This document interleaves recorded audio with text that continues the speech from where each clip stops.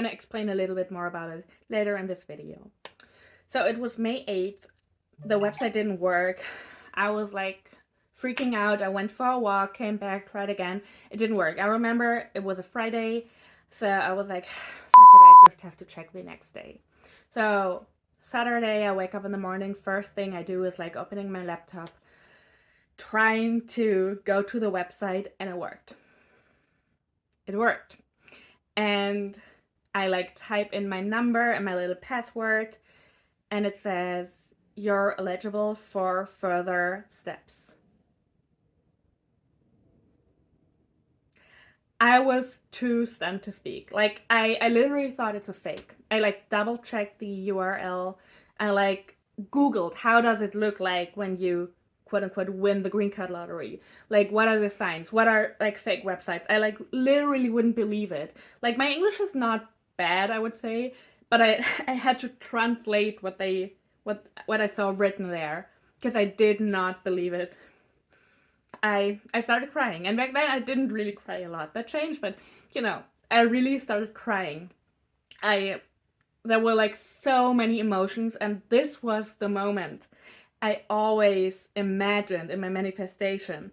Like, I always imagined the moment when I would sit in front of my computer, when I would open it, and when I would see that I'm eligible for further steps. So this was the moment I manifested, and it was there. It was a crazy feeling. And I remember, I think I called, I don't even know if I like called, well, I do know. A friend of mine texted me because she remembered the date, and I told her. And she was too stunned to speak as well. Like, I literally needed some days to like understand what was happening. And I thought, like, the worst part is over, right? I won it. I mean, what could possibly go wrong? Well, I didn't know the part that would come afterwards. So you're eligible, which basically means your lottery ticket. First of all, you have to prove everything that you wrote down in your application. So all the information I had given them, I had to write down again and then like prove them. I think in the whole process, I had to send in like 4 certificates of conduct because they want to make sure that it's accurate, that you didn't convict any crime in the meantime. Or another thing that I had to do was getting all those vaccinations. I mean, it was 2022, vaccinations were a big thing back then. We all know why. But I had to get, I think in the end, it was like 8 or 9 vaccinations. I also had to get my COVID shot. And back then, they literally just brought out the vaccination in Germany. And because of some personal reasons, I was like one of the first people to get it. I remember it was like 3 different kind of groups, and I was like in the first group. So I got the vaccination, and then I had to like schedule my other appointment because like some of the vaccines you can't get at the same time. So I got this, and then like 2 weeks later I got my other vaccines, because the faster you are and like the quicker you get all these things done, the better. Because out of all the people who like quote unquote win the green card lottery, are not enough green cards for all of them. So the faster you are and like the lower your case number, and I was super happy. Like, my case number was extremely low because I was like very fast. I just wanted to get it done. Like, I want to be responsible for the fact that I don't get the green card. So I really did everything on time, super fast. I remember I would like work at night and like work through the night and like get it done.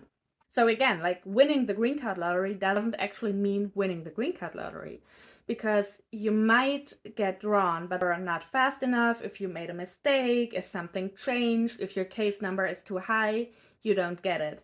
And I feel like this was my biggest fear, because I've already came so far. And I knew that do any kind of mistake and I don't get it this year, and I will attend next year, maybe I'm not even lucky enough to like win again. So I really wanted to make it happen.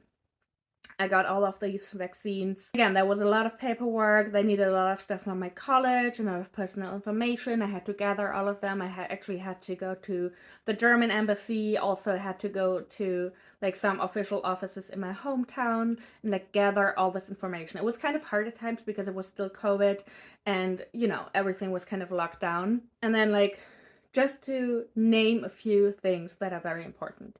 You have to have at least 10,000 euros in savings. So you have to like bring actually a bank statement to your interview if you get the interview. I'm going to say more about it later. You have to make sure that you have a clean certificate of conduct. You have to make sure that you have all those vaccines, that you have a certain level of education, that you are healthy enough to work, and that you're healthy enough overall.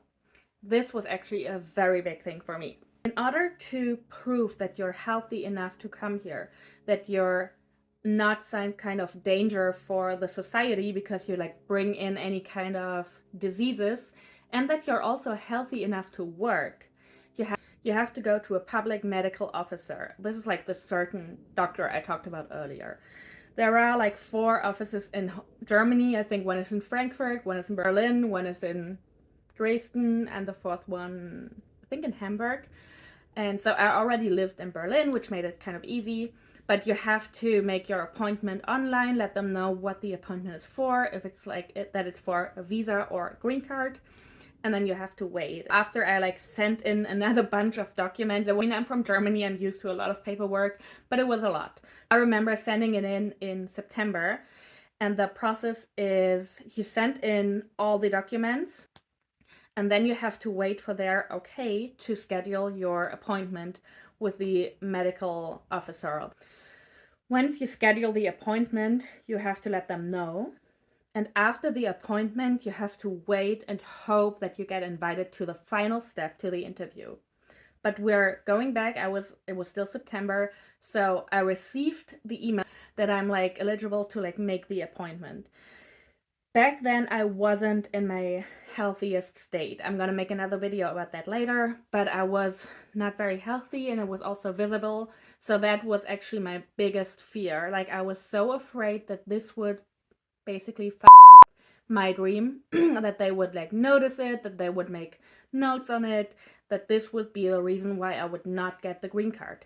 The reason why they are like so keen on making sure that you're healthy and also that you have savings is because they want to make sure that the people who get the green card come here, work, and pay taxes. They don't want you to like come here not being able to work, maybe end up even being homeless or needing help from the state. So they want to make sure that you become a permanent resident who's able to work and who's able to pay taxes, which I was. I mean, I was like working 70, 75 hours back then.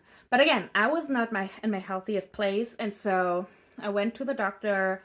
They did all those tests. So they like weigh you, they check your ears, your eyes, like certain allergy tests. They even do like a lung scan to make sure that you don't have or had tuberculosis. They also did some other scans. They tested my blood. They checked my mental health history, all this kind of things. I think I spent like 4 hours there, and then you have to pay like $600.